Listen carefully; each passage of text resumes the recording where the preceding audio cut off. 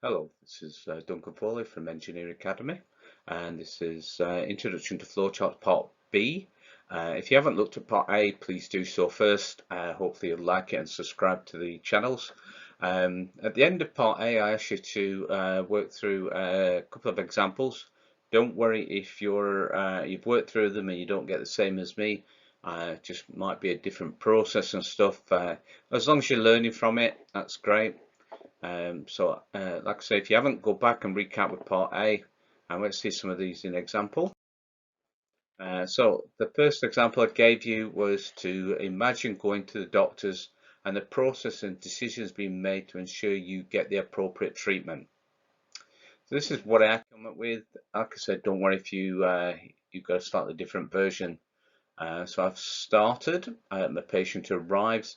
Is the patient registered? If not, then make sure they are. If they are registered, let's see if we've got a nurse available. If we've got a nurse available, that's great. Move it on. Or if not, let's wait until a nurse is available. Then let's record health conditions, what's happening and why they're there, and see if I mean, you could add that you add here that you give some sort of priority system if it's it's an emergency. You might want to jump the queue and stuff, but I've just gone for a really basic option here. So you've recorded the condition. Is there an available doctor? Yes. Assign patient to the doctor? No. They go to the waiting room and wait. When they've got to the doctor, do they need a follow-up appointment? If yes, arrange a follow-up appointment. If no, then go straight to does the patient need medication? If yes, then give them the patient prescription. If not, the patient can leave and move on. So that's like a nice, easy little basic flow chart. Uh,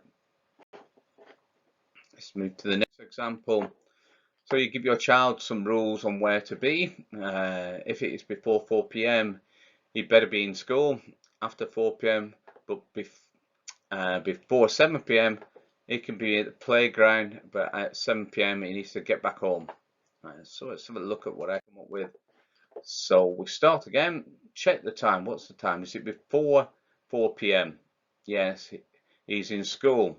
If it's after 4 p.m., then it's no, he's in playground. Check the time. Is it after 7 p.m.? If not, he can stay in the playground. If he's after 7 p.m., better get running back home, and he better be at home in time for tea and bed and stuff. So that's a nice little fun one. Hopefully it makes sense to you guys. Another example, so you're instructing your child about ordering a fast food restaurant. You know she's going to order a burger. She always has burgers, but she might have fries.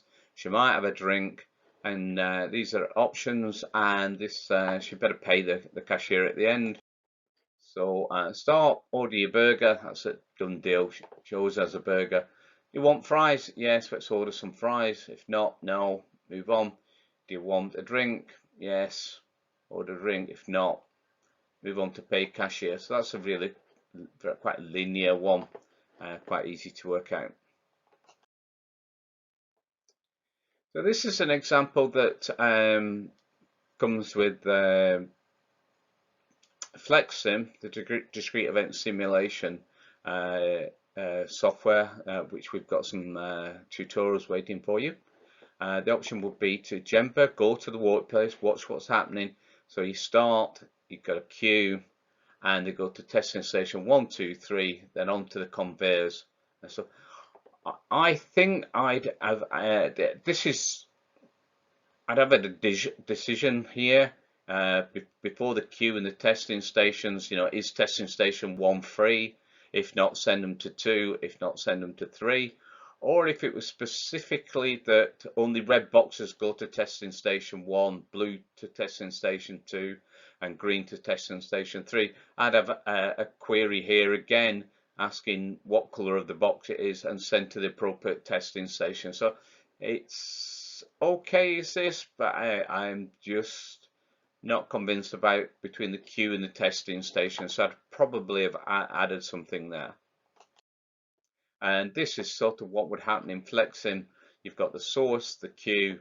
You can see the output ports from FlexSim. It's going to the processors, and it all depends on what you've set this up. If it's first available, you know, they go to processor 1, and if that's what was full, it's to go 2 or 3. Or if you've made a decision based on what flow item type it is, flow item type 1 can only go to the processor 1.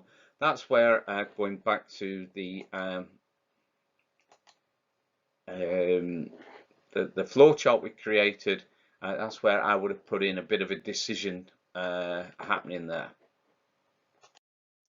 Okay guys, hopefully that was useful to you. If you've got any questions, send them to engineeringacademylearning@gmail.com.